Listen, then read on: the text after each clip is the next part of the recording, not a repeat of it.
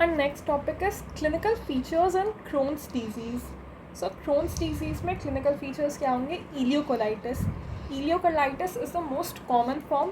ठीक है, इलियोकोलाइटिस 40-50% Krones disease में इलियोकोलाइटिस होता है. ठीक है. There is episodic right lower quadrant pain. Episodic right lower quadrant pain. Episodic right lower quadrant pain, and this pain is relieved with diarrhea.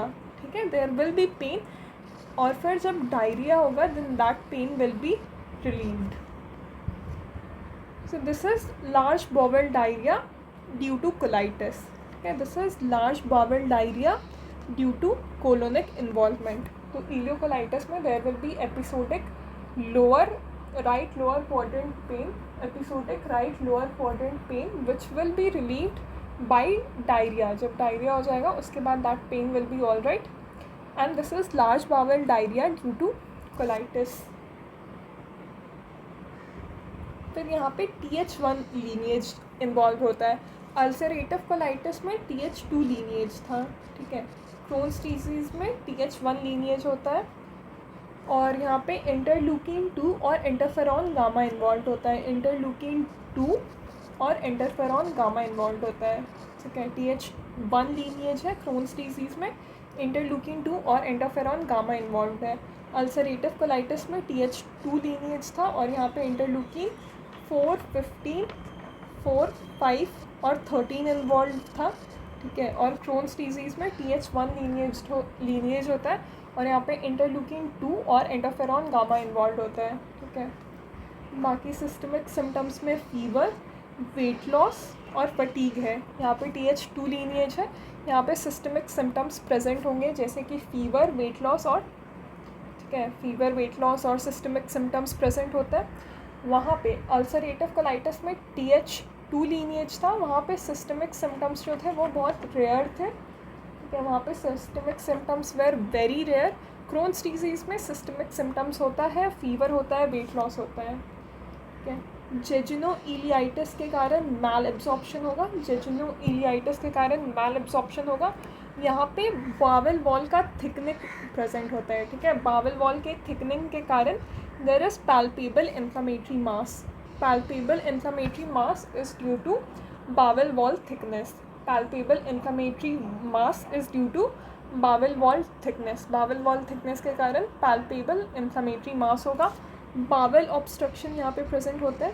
Bawal thickening होगा, Bawal wall का thickening होगा, बावल ऑब्स्ट्रक्शन भी present होगा, पैल्पेबल इन्फ्लेमेटरी मास प्रेजेंट होता है. यहाँ पे fistulas होता है. ठीक है, fistulas enterovesical greater than perianal, fissures, fibrosis, strictures यहाँ पे कॉमन है.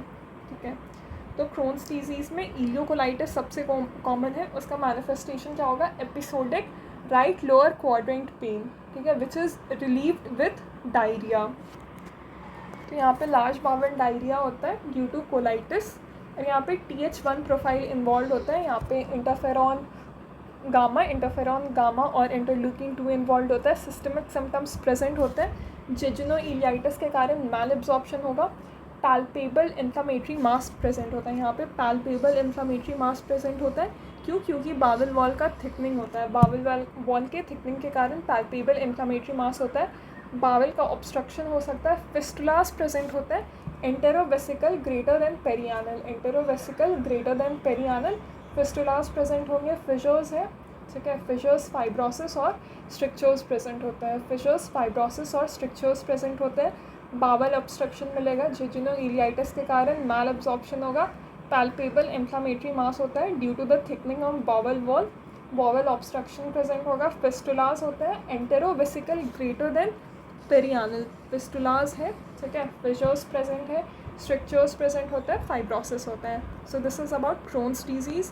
क्रोन्स डिजीज़ में एंडोस्कोपी करेंगे तो एप्थस अल्सर मिलेगा. Aphthous ulcer is the earliest endoscopic finding.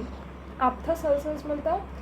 Crohn's disease में लॉन्गिट्यूडनल अल्सर्स मिलता है. क्रोन्स डिजीज़ में लॉन्गिट्यूडनल अल्सर्स मिलता है. यहाँ पे कॉबल स्टोन अपीयरेंस प्रेजेंट होते हैं. ठीक है, कॉबल स्टोन अपीयरेंस क्या है कि जो अल्सर्स हैं, अल्सर्स ऐसे ऐसे हैं, वो लॉन्गिट्यूडनली या ट्रांसवर्सली एक दूसरे से फ्यूज़ कर जाते हैं. ठीक है, जिसके कारण ये जो बीच वाला सरफेस है ये नॉर्मल म्यूकोज़ा हो गया, ये अनइन्वॉल्व्ड म्यूकोज़ा है। तो अगर ऐसे ऐसे इन्वॉल्वमेंट होगा तो ऐसा कोबलस्टोन जैसा अपीयरेंस आ जाता है। So this is the cobblestone appearance, जो क्यों होता है? Because the ulcers fuse longitudinally and transversely with intervening normal mucosa. यहाँ पे एप्थस अल्सर्स मिलता है, लॉन्गिट्यूडनल अल्सर्स मिलता है, कोबलस्टोन अपीयरेंस होता है। रेडियोलॉजी में हम बेरियम इनेमा करेंगे, टारगेट साइन प्रेजेंट होता है, ठीक है। Mucosal ulcers with surrounding translucent mound of oedema, यहाँ पे अल्सर्स प्रेजेंट होता है, mucosal ulcers with surrounding translucent mound of oedema. Early this is the earliest radiological and endoscopic finding, ठीक है। म्यूकोजल अल्सर्स प्रेजेंट होंगे which is surrounded by translucent mound of oedema, surrounding translucent mound of oedema, ठीक है। यहाँ पे mucosal ulcers present होता है with surrounding translucent mound of oedema. Cobblestone appearance मिलता है। रोज थोर्न अल्सर्स मिलते हैं यहाँ पे, rose thorn ulcers which are the transmural ulcers, ठीक है। क्रोन्स डिजीज़ में ट्रांसम्यूरल लीशंस होता है, यहाँ पे रोज थोर्न अल्सर्स मिलते हैं। Aphthous ulcers are the initial finding, earliest finding. Cobblestone appearance मिलता है। स्ट्रिंग साइन प्रेजेंट होता है यहाँ पे, ठीक है। String sign which is because of fibrosed bowel, string sign मिलता है। यहाँ पे फिशर्स मिलेंगे, फिशर्स और स्ट्रिंग साइन प्रेजेंट होता है, स्ट्रक्चर्स प्रेजेंट होता है, ठीक है। तो एंडोस्कोपी में ये सारा फाइंडिंग्स मिल जाएगा। Aphthous ulcer will be the earliest finding. Crohn's disease में लॉन्गिट्यूडनल अल्सर्स मिलता है, कोबलस्टोन अपीयरेंस होता है, एप्थस अल्सर्स है। ट्रांसम्यूरल अल्सर्स होंगे, रोज थोर्न अल्सर्स मिलता है, यहाँ पे टारगेट साइन होता है, that is mucosal ulcers with surrounding translucent mound of oedema. Cobblestone appearance होता है, स्ट्रिंग साइन होता है, यहाँ पे फाइब्रोज बावेल, फिशर्स और स्ट्रिंग साइन मिलता है, ठीक है। फिर CT scan, CT scan has limited role in diagnosis of IBD, CT scan has limited role in diagnosis of IBD। तो यहाँ पे हम क्या करते हैं, MR एंटेरोग्राफी इज़ प्रेफर्ड, यहाँ पे हम MR एंटेरोग्राफी करते हैं। क्रोन्स डिजीज़ में CT स्कैन का लिमिटेड रोल होता है, तो यहाँ पे हम MR एंटेरोग्राफी प्रेफर करते हैं। यहाँ पे फाइंडिंग्स क्या क्या होगा, टारगेट अपीयरेंस होता है, टारगेट अपीयरेंस होता है। कोलोन वॉल का थिकनिंग होता है, यहाँ पे क्रोन्स डिजीज़ में थिकनिंग प्रेजेंट होता है। कोम साइन प्रेजेंट होता है, ठीक है।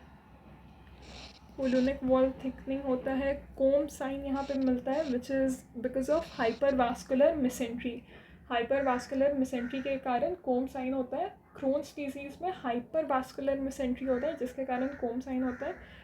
पैट हैलोसाइन इज प्रेजेंट, ठीक है।